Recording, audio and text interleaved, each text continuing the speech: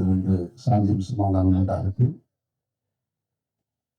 இது ஒரு வழக்கமான திரைப்பட அறிமுக விழாவோ அல்லது வழக்கமான ஒரு திரைப்பட இசை வெளியீட்டு விழாவோ இல்லை. உங்க எல்லாருக்கும் இந்த விழா எந்த உணர்வு கொடுக்குதுன்னு தெரியல.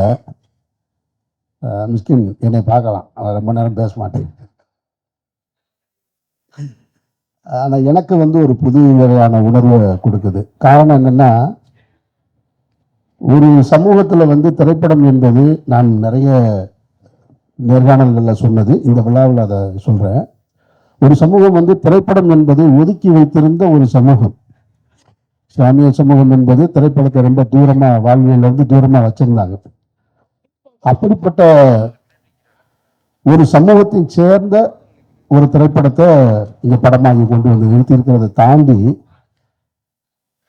அந்த விழாவில் அந்த சமூகத்தை சேர்ந்தவர்கள் நிறைய இங்க உட்கார்ந்து இருக்கிறதுன்னு இருக்குல்ல, அதைத்தான் முன்னாடி பேசின நண்பர் சொன்னாரு. இந்த இடத்துக்கு வர்றதுக்கு நம்ம லீனா சொல்லும்போது 100 வருஷம் ஆயிருக்கு இந்த இடத்துக்கு வர்றதுக்கு அப்படின்னாங்க.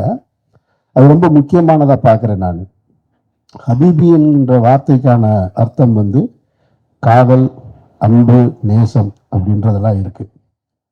இப்படி ஒரு திரைப்படத்தை எடுக்கணும் அப்படின்னு சொன்னா அந்த வாழ்க்கையை வாழ்ந்தவனால தான் எடுக்க முடியும், அந்த வாழ்க்கையை கண்ணால பார்த்தவங்கனால தான் எடுக்க முடியும், வேற யாருனாலையும் எடுக்க முடியாது. அப்படி ஒரு திரைப்படத்தை எடுத்திருக்காரு.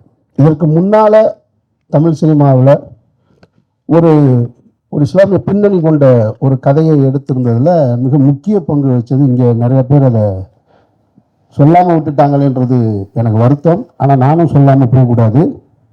என்னுடைய அன்பு சகோதரன் சேரன் தான் அது ரொம்ப முக்கியமான காரணம். அவருடைய திரைப்படம் பொக்கிஷம் ரொம்ப முக்கியமான ஒரு திரைப்படம். அந்த நாகூர்ன்ற ஊருக்குள்ள அந்த வாழ்வியல் எப்படி இருக்கும்ன்றத அசலா மிகச்சிறப்பாக பண்ணியிருந்தாரு. ஒரு முழுமையான திரைப்படமாக வர முடியல. திருமணம் எனும் நிக்கா அனீஸ் பண்ணியிருந்தார் ஒரு படம், அது கொஞ்சம் வேற, அது வாழ்வியலுக்குள்ள போகல, முழுமையான அந்த சமூகத்தை சார்ந்தவர்களோட கதையும் இல்லை. முதல் முறையாக ஒட்டுமொத்த தமிழ் சினிமாவுக்கும் அடையாளமாக இதுதான், இங்கிருந்து நீங்க இனிமேல் தொடங்கிக்கங்க அப்படின்னு சொல்லி மீரா கதிரவன் இந்த திரைப்படத்தை எடுத்திருக்கிறாரு. மீரா கதிரவனுக்கு என்னுடைய நெஞ்சார்ந்த வாழ்த்துக்களும் பாராட்டுகளும். இதை ஏன் நான் இந்த இடத்துல அழுத்தமாக நான் பதிவு பண்ண வேண்டியது இருக்கு அப்படின்னு சொன்னா, இதுல 2 விஷயம் இருக்கு. இங்க பேசிய அனைத்து பேருமே இவர் இஸ்லாமிய பின்னணி கொண்ட படம், இஸ்லாமிய வாழ்வியல்னு சொல்லிக்கிட்டு இருக்கிறதுல எனக்கு உடன்பாடு கிடையாது. அதான் இப்ப ரஞ்சித் சார் என் பக்கத்தில் உட்காந்து சொல்லிட்டு இருந்தாரு. தமிழ் சமூகத்தில் சொல்ல மறந்த ஒரு சமூகத்தோட கதை இது. தமிழர்கள் தான் அவங்க. தமிழர்கள்லயே இஸ்லாமியர்களை தனியா பிரிச்சு வச்சிருக்கிறதுன்றதுதான் ரொம்ப ஏற்புடையது இல்லாம இருக்கு. இப்ப என்னை போன்றவர்களுக்கு இந்து சகோதரர்களோட நிறைய பரிச்சயம். நான் பார்க்காத திருவிழாக்கள் கிடையாது, போகாத விழா கிடையாது. எந்த விழா கேட்டீங்கன்னாலும் எல்லாம் தெரியும். மீனாட்சி கோவிலில் எத்தனை பூஜை நடக்குதுன்னு கேட்டீங்கன்னா எனக்கு தெரியும். ஆனால் அவ்வளவு நெருக்கமாக நான் பழகியிருக்கேன். ஆனால் ஒரு இந்து சகோதரன் இஸ்லாமிய வீட்டில் பழகி இருந்தாலும் அது ஒரு வெளிப்படையாக ரொம்ப மேம்போக்காக நின்றிருக்கிறது மாதிரியான ஒரு தோணும், அவங்களுக்குள்ள என்ன வாழ்வியல் இருக்குன்னு. ஏன்னா இந்த சமூகம் கட்டமைச்சிருக்கக்கூடிய இஸ்லாமியர்கள் என்னன்னா, ஒரு 100 வருஷ சினிமாவில் என்னவா இருந்தது அப்படின்னு பார்த்தீங்கன்னா, ஆரம்ப காலகட்டத்தில் படத்தில் ஒரு சாம்பிராணி போடுற பாய் ஒருத்தர் வருவார். அப்புறமா என்னன்னு பார்த்தீங்கன்னா கறிக்கடை பாய் ஒருத்தர் இருப்பார். அப்புறம் அது தாண்டி என்னவா இருந்துச்சுன்னு சொன்னால், இந்த கமர்ஷியல் திரைப்படங்களில் துபாயிலேருந்து ஷேக் வருவார். அவர் ஷேக்கு அவருக்கு அந்த அரபிக்கு தமிழ், அவருக்கு எல்லாமே அரபியை தவிர எந்த மொழியுமே தெரியாது. ஒரு அரபிக்கு ஆங்கிலமே பக்கத்தில் வராது. அது நீங்கள் அரபியை போய் கேட்டிங்கன்னா தான் தெரியும். அவர் அங்கேருந்து இங்கே தமிழ்நாட்டில் என்ன பண்ணுவார்னா, நிம்மில் பொண்ணு தர்றான், நம்ம தங்கம் தர்றான் அப்படின்பாரு. இந்த கொடுமையெல்லாம் பார்த்து வளர்ந்துருக்கோம் நம்ம. எனக்கு தெரியும் இந்த அரபிக்கு எதுவுமே தெரியாது. பொண்ணுக்காக வர்றாரு, அரபி பூரா பொண்ணுக்காக தங்கத்தை எடுத்துகிட்டு இங்கே பொண்ணை வாங்கிட்டு போகிறார், இவ்வளவுதான். அப்புறம் தொண்ணூறுகளுக்கு பின்னாடி நடந்தது என்ன அப்படின்னு சொன்னால், இந்திய அரசியலில் இஸ்லாமியர்கள்லாம் தீவிரவாதிகள். அதில் நிறைய நடிகர்கள், இயக்குநர்களுடைய பங்களிப்பு தொடர்ச்சியாக இருந்தது. தொடர்ச்சியாக இப்படி இருந்துக்கிட்டே இருந்தது. இஸ்லாமியர்கள்லாம் ஒன்று தீவிரவாதியாக இருப்பாங்க. தொடர்ச்சியாக படங்கள் எல்லாம் பார்த்தீங்கன்னாக்க கசன் கான், அந்த கான், இம்ரான் கான், இப்படி வெறும் வில்லன்களாக சித்தரிக்கப்பட்டு இருந்தது. அதெல்லாம் இல்லைப்பா. நெசவாளர்கள், திருநெல்வேலி பக்கத்தில் இருக்கக்கூடிய நெசவாளர்களை பற்றிய வாழ்வியல் இது.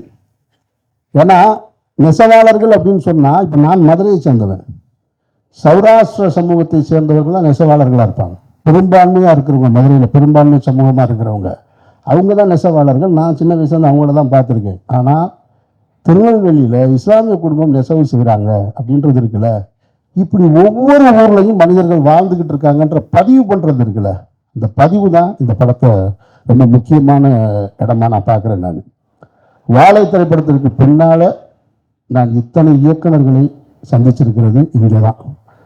எல்லா படத்துக்கும் அப்படி ஒரு சிறப்பு கிடைச்சிடாது. அப்போ படம் ஏதோ ஒன்று பேசுது, படம் ஏதோ ஒன்று அவங்களுக்கு சொல்லியிருக்கு. அந்த இயக்குநர்களுக்கு சொன்னதுனால தான் அத்தனை பேரும் திரும்ப இங்கே வந்து நின்றுருக்காங்க. அது மீரா கதிரவனுடைய உழைப்புக்கு கிடைத்த வெற்றியாக நான் பார்க்குறேன். நான் எனக்கு இப்போ மீரா கதிரவனாக இருக்கட்டும், விஎஸ்எல் துரையாக இருக்கட்டும், இவங்க மேலெல்லாம் தனிப்பட்ட முறையில் எனக்கு வேற ஒரு வருத்தம் இருக்குது. அதுக்கு காரணம் என்னென்னா, இப்போ இவ்வளோ சிக்கல்களை நான் சொன்னேன் இல்லையா, இந்த சிக்கல்களுக்கு காரணம் என்னென்னா, இந்த திரைப்படத்துறையில் வந்து வரும்போது எனக்கு சொல்லப்பட்டது, எனக்கு நடந்ததை தான் நான் சொல்ல முடியும். அவங்களுக்கு என்ன நடந்துச்சுன்னு தெரியாது. நீங்கள் இந்த பேர் வச்சுக்கிட்டு வர்றீங்க, அம்மின்ற பேரோட வர்றீங்க அப்படின்றதான் முதல் அறிவுரையே அதுதான். இந்த கேள்வி எனக்கு புதுசாக இருந்தது. நான் பிறந்து வளர்ந்து பள்ளிக்கூடத்துக்கு போகும்போது உன் பேர் ஏன்டா அமீர்னு என்னை கேட்கல.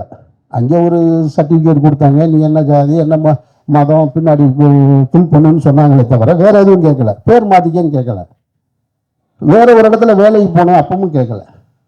ஆனால் திரைத்துறைக்கு வரும் பொழுது நீங்கள் பேர் மாற்றிக்கிங்களேன் அப்படின்னு சொன்னது எனக்கு அதிர்ச்சியாக இருந்தது. அப்போ நான் ஏன் கேட்கும் பொழுது, இல்லை அந்த பேர் வந்து அவளுக்கு வந்து அங்கீகாரம் கிடைக்காது, உங்களுக்கு கட்டம் கட்டுவாங்க. அவருக்கு ரொம்ப மூத்த பத்திரிகையாளர் ஒருத்தர், நான் பல நேர்காணல்களில் சொல்லியிருக்கேன், அவர் இறந்துட்டார். அப்போ நான் சொன்னேன், என்னுடைய தாய் தகப்பை வச்ச பேர், இந்த பேரை மாற்றிட்டு இப்படி ஒரு அடையாளம் எனக்கு தேவையில்லை அப்படின்னு சொன்னேன் நான். ஆனால் இங்கே நிறைய இந்த இஸ்லாமிய பின்னணியிலேருந்து வந்தவங்க, இந்த தமிழ் சமூகத்தை சேர்ந்தவங்க பேரை தமிழ் பெயராக மாற்றிக்கொள்கின்ற வழக்கம் இருந்தது. அதில் மீரா கதிரவன் ஒன்று, இந்த உட்காந்துருக்காங்க விஎஸ்எல் துரை ஒன்று. நான் கேட்பேன், உனக்கு அழகான பேர் இருக்கு, மொய்தீன்னு நீ ஏன் மாற்றின நீ அப்படின்னு சொல்லி. அப்போது அந்த இடத்த உடைக்கிறது இருக்கு இல்லையா, அதை உடைக்கிறதுக்கான ஸ்பேஸ் இருக்குல்ல, அது இந்த ஹபீபி திரைப்படம் கொடுத்துருக்கிறதா நான் பார்க்குறேன். இனிமே தனிச்சு பேச வேண்டிய அவசியம் இல்லை. என்னை பொறுத்த மட்டும் இது ஒரு இஸ்லாமியர்கள் வாழ்வியல் கதைன்னு சொல்றதை விட தமிழர்களுடைய சொல்லப்படாத கதையின் ஒரு பக்கம்னு வேணா நான் ஆசைப்படுறேன். ஹபீபி அப்படி தான் பார்க்குறேன். நடிச்சிருக்கிற அத்தனை பேரும் மிகச்சிறப்பாக பங்களிப்பு செஞ்சுருக்காங்க. இதில் நான் இந்த திரைப்படத்தை பற்றி சொல்கிறேன்னா, நான் அந்த வாழ்வியலுக்குள்ளே இருக்கிறவன். நான் சொல்கிறத விட சேரன் சொன்னது தான் சரி, பாண்டியராஜ் சொல்கிறது தான் சரி, சுசீந்திரன் சொல்கிறது தான் சரி, அதுதான் மிகச்சிறந்த. உண்மையில் ஆத்மார்த்தமாக சேரன் பேசினார். அவர் நான் சொல்லும்போது நான் கீழே உட்காந்து வர கேள்வி பண்ணியிருந்தேன், நான் படத்தை லவ் பண்ணேன் அப்படின்னு சொன்னார். அப்புறம் படம் பார்த்தா ஹீரோயினை லவ் பண்ணேன்னு வேற சொன்னார். எனக்கு நான் சொன்னேன், அதோட நிப்பாட்டுன்றார். உண்மையிலே அந்த படம் அவர்களுக்கு போய் சேர்ந்திருக்கு. அந்த கிளைமேக்ஸ் காட்சி பற்றி நான் சொல்கிறேன். நான் ஒரு கவித்துவமான கிளைமேக்ஸ் காட்சி, அதில் மறுக்க முடியாது. அதனால் பாராட்டுக்கள். அப்புறம் கஸ்தூரி ராஜா சார் அந்த வாழ்க்கையை மிக அழகாக வாழ்ந்துருக்காங்க. இந்த படம் ஒரு ஏரியல் வியூவில் சொல்லியிருக்கு. எல்லோருடைய கதாபாத்திரங்களையும் மிக அழகாக சொல்லியிருக்கிற ஒரு படம். இந்த படம் எவ்வளோ பெரிய வெற்றி அடையும் அப்படின்றதையெல்லாம் தாண்டி இந்த படம் தமிழ் சினிமாவில் ஒரு அடையாள படமாக வந்து நிற்கும் என்பதில் எனக்கு மிகுந்த ஆழமான நம்பிக்கை இருக்குது.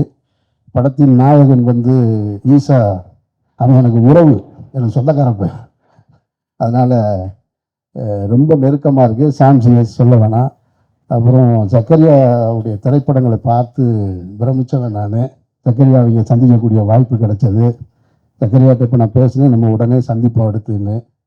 இப்படி நிறைய நட்பு வட்டங்களை கொண்டு வந்து சேர்த்து உண்மையான அன்போடு இந்த யார் சொன்னால் துரை தான் சொன்னான்னு நினைக்கிறேன். இது வந்து மீரா கதிரவனுக்காக வந்ததில்லை, இந்த படத்துக்காக வந்ததுன்னு நினைக்கிறேன் நான். அப்போ ஹபீபி திரைப்படம் உங்களையும் அப்படி தான் வந்து சேரணும். வாழ்த்துக்கள் மீரா கதிரவன். எங்கே இருக்காங்க ஆளுகளா? வாழ்த்துக்கள். இந்த திரைப்படம் ஒரு மாபெரும் தாக்கத்தை ஏற்படுத்தணும் என்ற என்னுடைய பிரார்த்தனையோடு நிறைவு செய்கிறேன். நன்றி.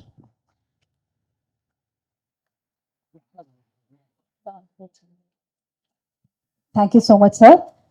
அடுத்ததாக நம்ம எல்லாருமே காத்துட்டு இருக்கக்கூடிய ஒரு பேச்சு அப்படின்னு